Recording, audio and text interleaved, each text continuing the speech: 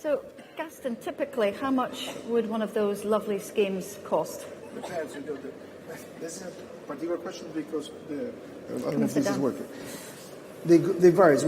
We have all sorts of projects. We go from projects that they go from 300K to 150 million. For us, we are working in portfolio transformations, and we cater every problem. Sometimes it's our extensions, sometimes they're master plans, sometimes it's the allocation of an urgent situation because a tenant is leaving and we need to replace. So for us, the main objective is to work in partnership with the clients to really understand the challenge, study, create the right strategy, put the guidelines, and execute together. Because I think there's a lot of information to be gathered before we are ready to design, and pays off. We are seeing that more and more. Of course, this is it's new. As I said, 20 years ago, nobody was paying attention to these kind of things. Today, more and more, we are working together hand in hand with the developers, taking the problems in their desk and looking what are the right condiments to be execute. So small projects, from 300K to 150 million. This is not, it varies. And for us, it's important that now the developments or the extensions or the renovations, there is another seat in the table. They have the typical architect doing the retail, you have the asset managers, the development managers, and now we would like to have somebody, a leisure body. They are saying, hello, let's defend and let's have a new approach on some of the issues. Why aren't you in the UK then? No, we are here. We are here. Actually, we are connecting. I think this is, in the last 5 years, we started to get more and more calls. And because this basically was, I call it personally, an Excel-oriented market. People were seeing only numbers, and if you don't bring the numbers, what is the payoff? So it was very difficult, and the market as in general, to convince the developers to understand that this is secondary incomes driven, that whatever thing we do, we are making people be happy, these people will stay longer, will come back, and they will really create a bond. So I think this is a process that the whole market is transforming, and there are many questions on the table that we are trying to answer as much as we can, performing projects as we convince others to take the step forward. So some of James's slides were quite striking, especially the growth of out-of-town centres. So obviously, we need placemaking most of all in our struggling town centres. So how do your really lovely schemes translate to the UK, where many places, as I say, are really struggling? Well, I don't think that the UK is the only place. I think the industry in general is suffering from this transformation, due to many reasons. It could be the online, or people are tired of going to these empty malls. And when I say empty malls, it could be full of tenants, but it's empty because the feeling is empty. It's claustrophobic and so on. So I think that the UK is going to change because the UK as a market is going to evolve. And I think there are already many projects that are taking the steps of opening the malls and really thinking in a completely different way. I think that we are going to be one of the players here to be helping this transformation. And the town centers, in reality, they have a huge opportunity because as we see, they are suffering today because of the lack of better retailers and so on, but they have the proximity. And if they're able to create the right connection with the community, they can take advantage of this. And we are working in actually projects that are urbanly located, and we're working with the community, understanding what are their needs. And they are not asking just for another brand. They're asking for places to meet. They're asking places to drop, go for a coffee, to meet their friends. These are the basics that sometimes we are forgetting. And it's not just by putting a coffee. We have to create the right environment for this to happen, not just to bring a tenant. Cameron, I want to bring you in because obviously environment and experience are absolutely key, and you've had a lot of experience dealing with the big London estates. I mean, the transformation of Marylebone High Street has been a big sort of standout example. So what are the most important components for you if you're trying to get the optimal retail mix today and in the years ahead? I think I heard one of your speakers this morning say that to be a viable investor and care about stewardship and the curation of an area, you need to have a long-term view, and that's absolutely right. If as an investor all you're interested in is the rent and the covenant that you're leasing to, then frankly that's not going to have any long-term objective and help an area. I think key in looking at any of the London villages is that you've got to first get right your anchor tenants. So that might be on Sloane Street, the likes of, which is a luxury street for those who don't know, Tiffany, Cartier. We very much transformed the southern end of Sloane Street. On Regent Street, I think the letting that the Crown Estate did to Apple really transformed, but led to, it was a catalyst for change to a lot of flagship lettings that then followed that there. And Capco with Chanel and Dior Cosmetics, that similarly changed. It was a game changer for Covent Garden Market. So I think the importance of anchor tenants is key. I think really around those anchor tenants, it's important to cluster adjacencies that are really synergistic with your main anchors. So, for example, we all know the White Company trade very well besides John Lewis. So, when we were dealing with the leasing of Victoria Gate in Leeds, we put the White Company next there, and it's a huge success.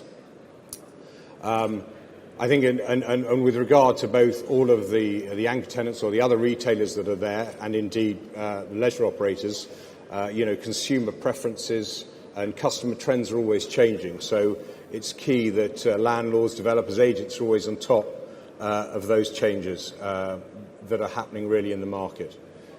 Food and beverage is very important, as you've touched upon there, and leisure. I think the public realm is very important. People want to shop, people want to spend time in beautiful places. And if you look at a number of London villages now, you can see how the restaurants are interplaying with the public realm. Places like King's Cross, for example, the caravan letting there, which is a fairly key letting in King's Cross. It's a hugely successful all-day offer of a restaurant, and you can see the children playing in the fountains outside. The whole place has a wonderful ambience and feeling.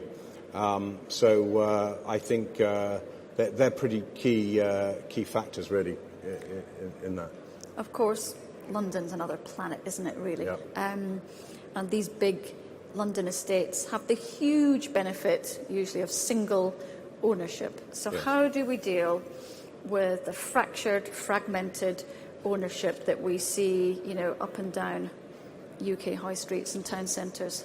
I think it's in smaller towns, I would say, where you have smaller owners, individuals often owning, it's more difficult. I think in certain major London areas, you've seen business improvement districts, which were originally an American idea.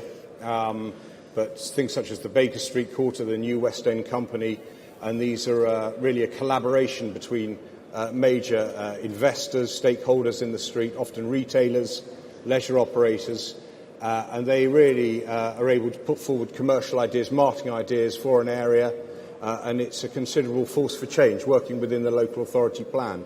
So somewhere like Baker Street Quarter, for example, and the Fitzrovia Partnership on Tottenham Court Road, they're successfully going to get both Baker Street and Tottenham Court Road. They're going to turn them into two-way streets. And the public realm is important. They're working on narrowing the pavements, better lighting, wayfinding, etc. All of that's improving, which helps to the general environment in those circumstances. Yeah. And of course, all the brands need to be in London. Presumably, lots of locations in London. So how can brands and retailers be persuaded to open new space in other areas? I mean, we talked in earlier panel sessions about how I thought a lot of retailers would just like to, have a magic wand and get rid of some of their stores in less desirable locations. Yes. So how do you, adapt and evolve retail to places that are struggling, or should we just forget about trying to attract the big retailers and do something different?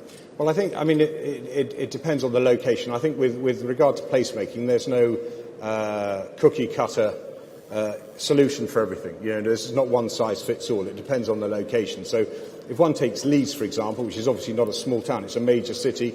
Hammerson very cleverly worked on the idea that there was a catchment there which wasn't provided for. So they worked on the Victoria Quarter, extended it into the Victoria Gate. There was a big John Lewis which anchored that. And by beautiful architecture and creating a wonderful scheme, they were able to attract a lot of brands that, to be honest, wouldn't have looked at Leeds as a viable location. So the architecture, good leisure, etc. Bring in food and beverage. Food and beverage, I think, is a very important component in all of these scenarios. Touching on what Gaston was saying as well there with some of the schemes he showed us. And food and beverage is a very evolving market. You've always got new concepts, whether it's the A1 food sector, where obviously 10 years ago we saw or 10, 15 years ago, the massive growth of Starbucks, Costas. Then we've seen the evolution of, the sort of more barista-style coffee operators coming into that sphere.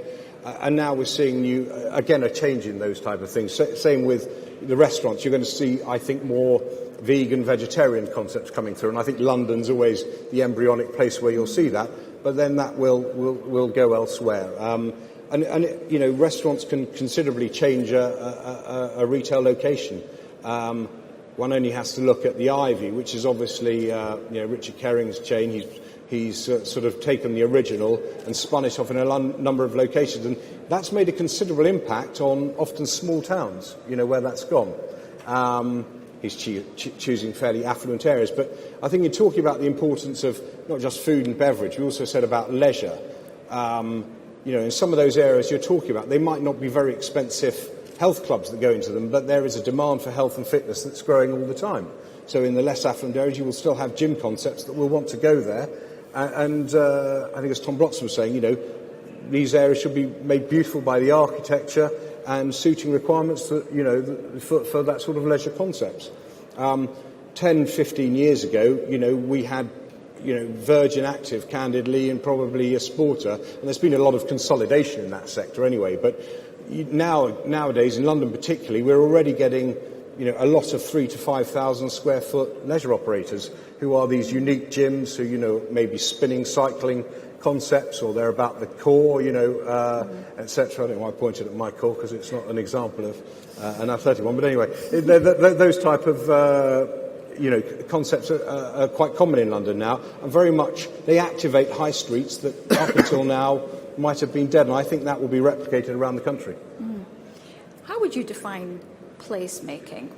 How would you best sort of sum it up? The essential ingredients.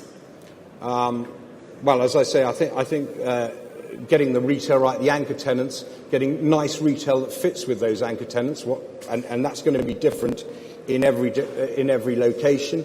I think getting the leisure and the food and beverage right, and also, I've talked a little bit about anchor tenants. They're often not retail. So, for example, we had a scheme called Duke of York Square, just off of Sloane Square. I would say a big anchor tenant in that entire area is concert hall, a theatre, and the Saatchi Gallery. So one can't underestimate the sort of the important leisure aspects, which aren't necessarily retail related. They're important, anchor destinations, if you like, in those. And I think all of those things have got to be served correctly by the transport facilities, making sure you've got good transportation, good connectivity, good pathfinding, lighting, and all the public realm, and that needs to be, really looked after in all of these locations. And if you look at all of the big landlords in London, or the villages, or you look at the big shopping centres, they're very, very good at making sure all of those aspects are catered for. And they're able to grasp the big picture because they don't have to worry about returns in the short term, at least, which is something that a lot of the investors want, a guaranteed return, the big investors, for a long period of time. The London estates are just in a different place. They don't have to worry too much in the same way as the big institutional money. Correct. Yeah, I think that's right. I mean, and as I said, there is no one size fits all.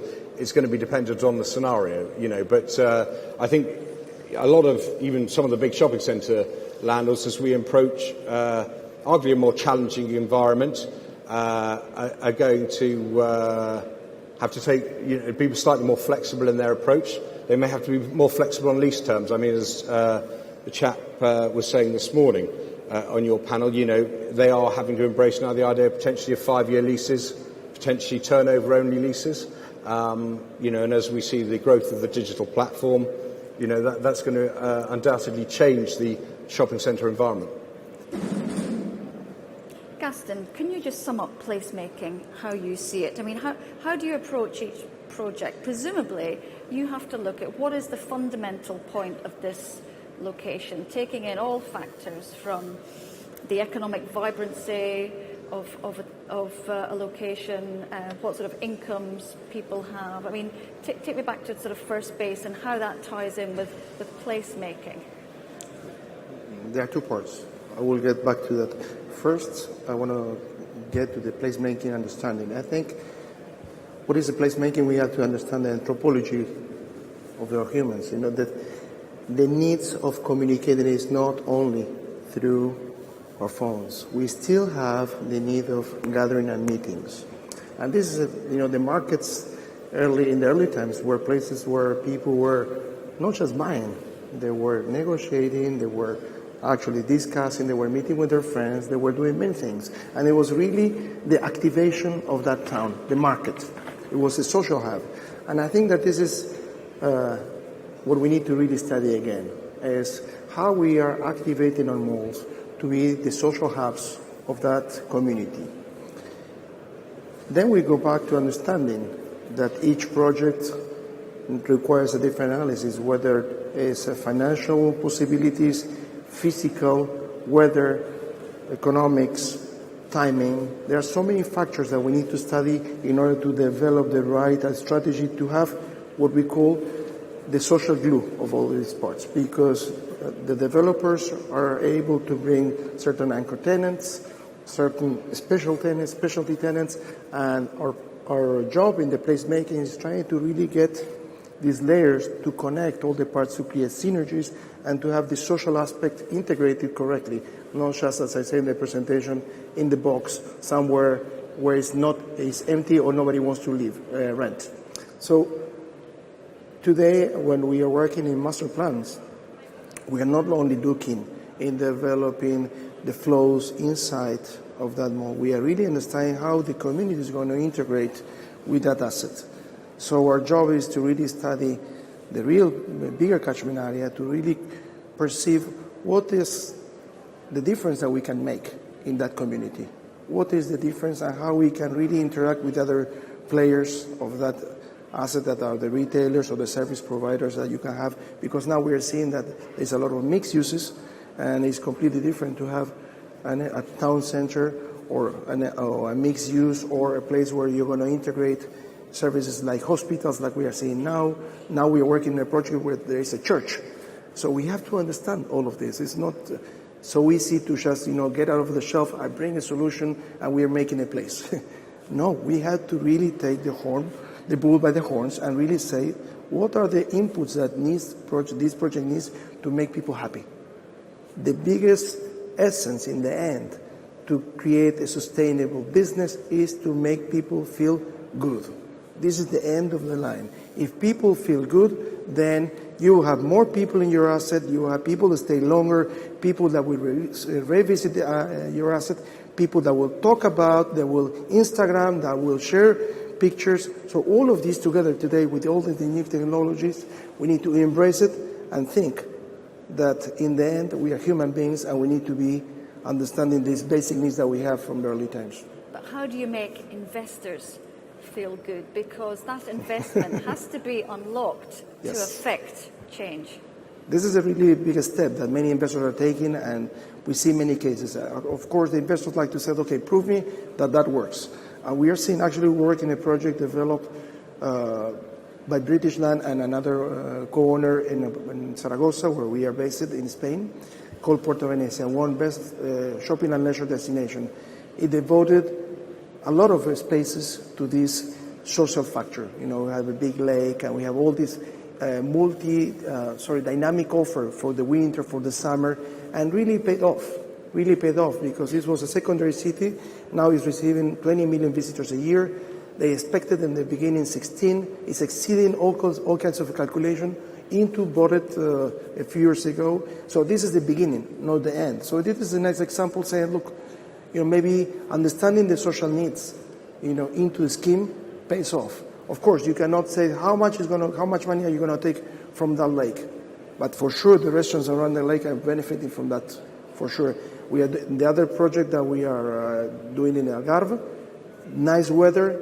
There was an empty parking. We took the parking lot. We developed 80,000 square feet of pure activities, the nature feeling, and now they have 5 restaurants that they were not expected to have in that outdoor area. So that is the income. And this is how we convince investors. Said, look, it pays off. Not only that people are happy in your place, not only that people are coming more often, not people are spending more time. It's also the tenants are choosing your place to be there, because tenants are qualifying now to what centers are going to be. There's an extra retail in the market, and now they are selecting the best shopping centers, and the best shopping centers are the ones that make people feel good.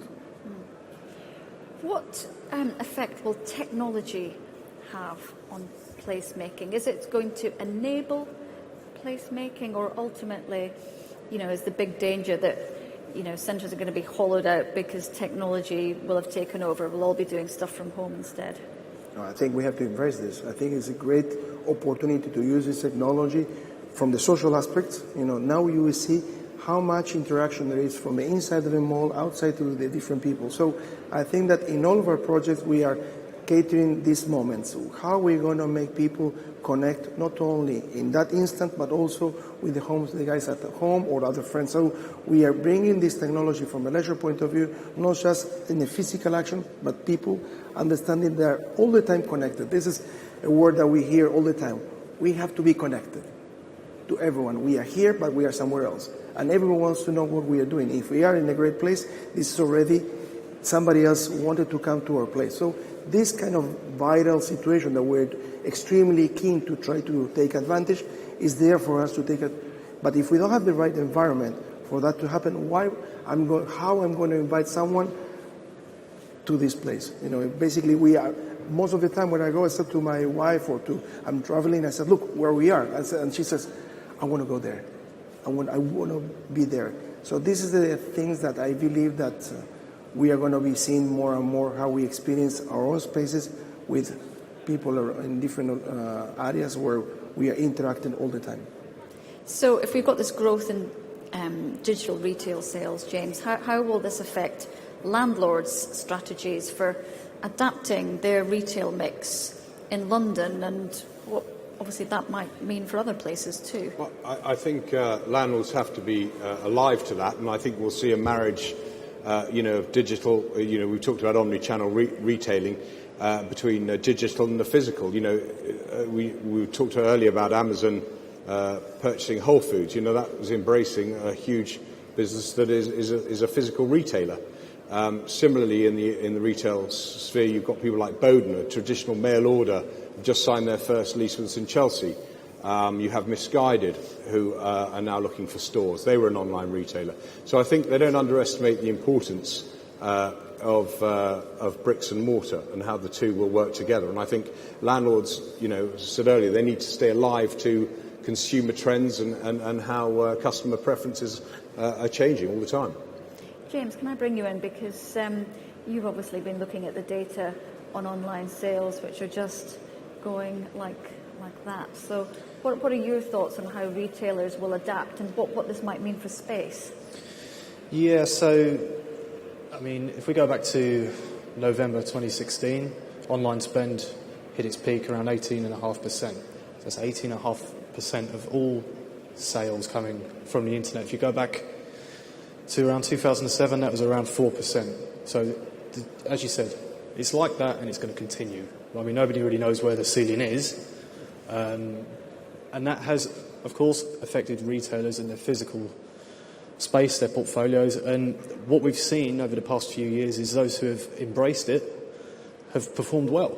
Those who haven't have almost, died and really struggled. So online is going to continue to be important, but not just in terms of, can I buy this product from the internet? Can it get delivered to my house? It's a bigger domain than that now. I think it's almost, I spoke a bit about experience and retail experience, but that is part of the experience as well. So, if a retailer's got an interesting online presence, then you're more inclined to go to their stores. And often, I did speak about retailers downsizing as well, but what we are seeing is some retailers who are doing well are actually going in for bigger stores. So they're having bigger anchor stores, but just less of them as almost a flagship as well. They want the sort of immersive experience in the brand, and so you're going to get sort of showrooms.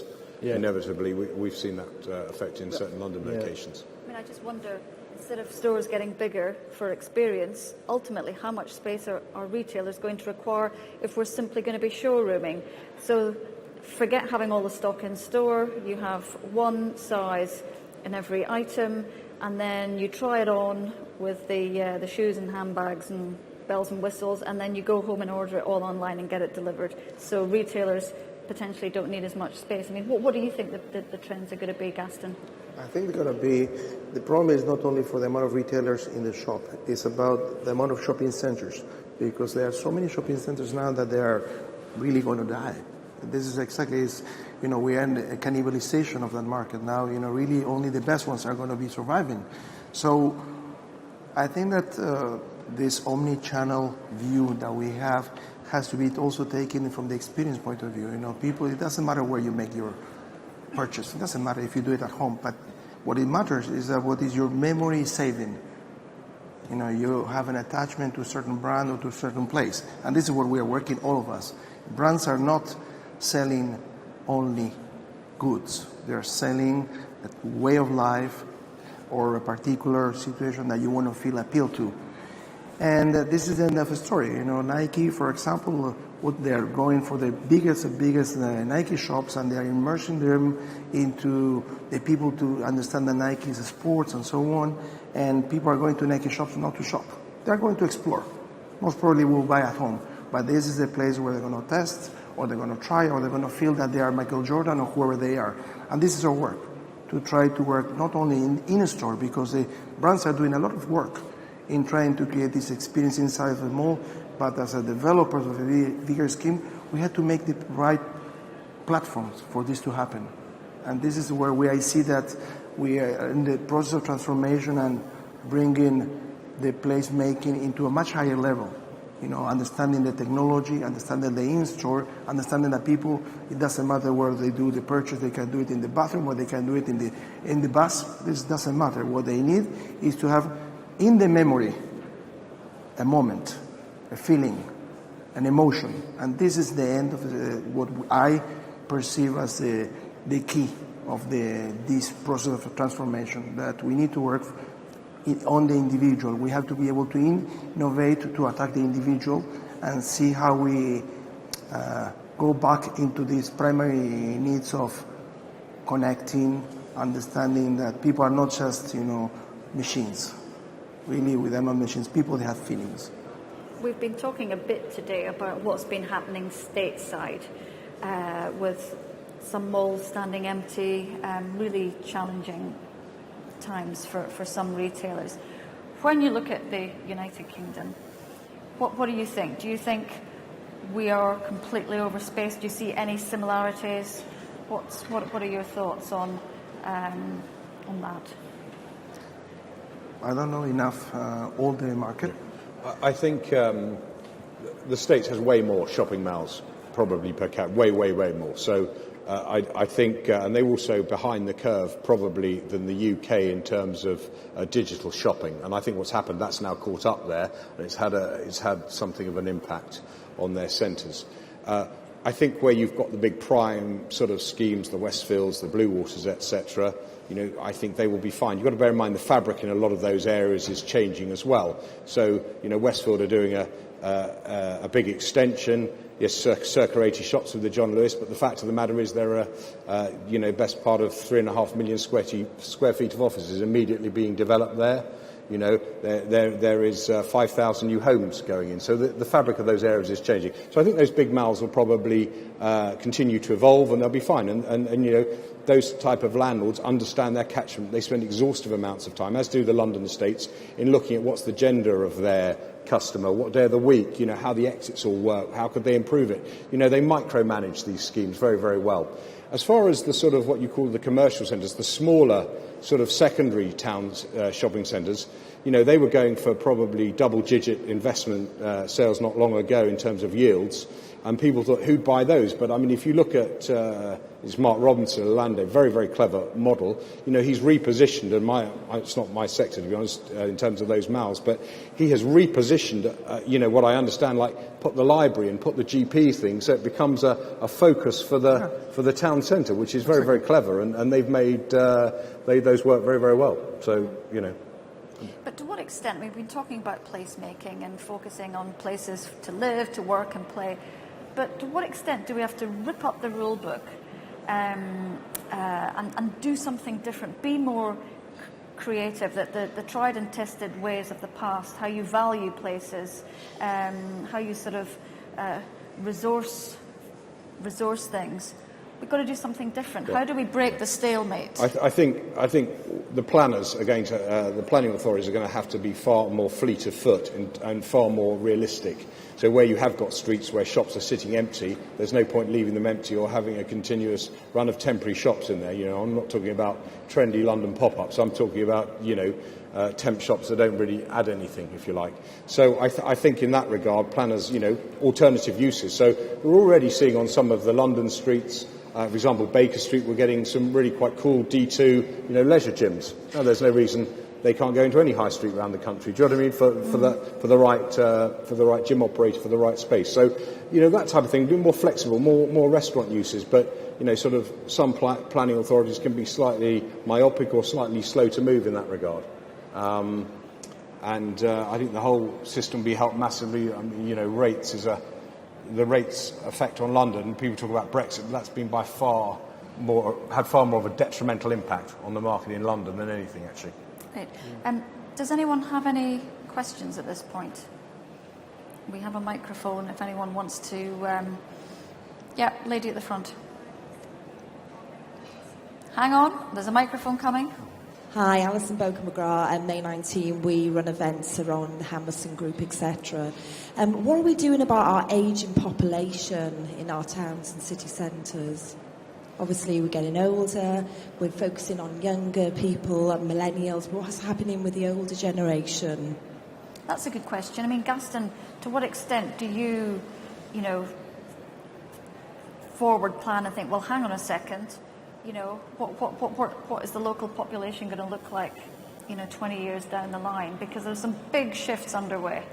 The aging population. Yes, actually, this point was taken from an economist, and he took it in a nice way. They said, look, wait, you need to start to cater on that because those guys, they have money. You're talking about the millennials, and everyone's talking about the millennials. Okay, very nice, but they don't spend so much. The money is on the guys that are 50, 60, 70. So really, I think the malls now and the developers, they cannot just sit and really think that the brands are going to cater them. Just bringing them a specific places to buy their clothes, to have their services. Now, basically, they are creating areas. Ladies and gentlemen, happening now in the Re3 Hub, local councils are presenting their investment and development plans. So when we create this leisure strategy, we try to cater what I was talking about, the different layers, because we believe that we need to attack every part of the population, not only families. We have to also attack the elderly, the mothers, the grandmothers, the kids. Even, for example, when we are developing things for kids, most of the time we have requests from the grandma, specific requests from the mall management said, look, we have a lot of grandmas coming with the kids because the mothers are working. So we have to take care of them. What can we do with them? So I think more and more, all of these things that you're seeing that are quite fantastic, also they're going to have areas. We are actually working in areas like simple as creating a space to sit. It's so simple as that. I'm not saying that we should do this, but there is nothing in the market today that is catering them. So if we start to understand what are their needs, that they also have the need to socialize. Like any square in town where we see the elderly people playing chess. Why cannot we see this in our places? He was telling about town centers. They have big opportunity to connect with the community by bringing libraries, by bringing this type of services. Ladies and gentlemen, please make your way to the Re3 Hub where local councils are presenting their investment and development plans. But of course, the developers, they don't like to see elderly people. It seems that even when we put it in the renders, they said, please put me younger people. This is the truth. So we have to understand that today we are not only developing malls, we are developing community areas for everyone. One final question then, just to wrap it up. If we're talking about placemaking, if you're going to create it, just how important a role is retail going to have, say, in 20 years' time, if we want to create vibrant, economically viable places? Well, I think a most important role, a most important role, but in association with, the other components, leisure, as I've already said, very, very important to get the leisure right. And that should be commensurate with the retail offer. Residential, offices, it's the general fabric of the whole area, but retail is absolutely key in that, of course.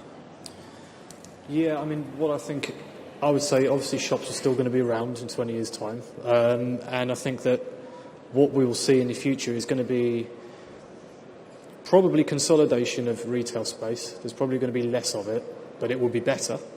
It'll be more interesting and be more vibrant. That existing space that's then left needs to be geared towards residential development, in my opinion. I think we need to bring people back into central locations, because at the end of the day, you're going to have a better nighttime economy if people actually live in those areas. Other things including, we spoke about online spend, but people still go to shops and people still have to go out to eat as well. So there is still that dynamic there.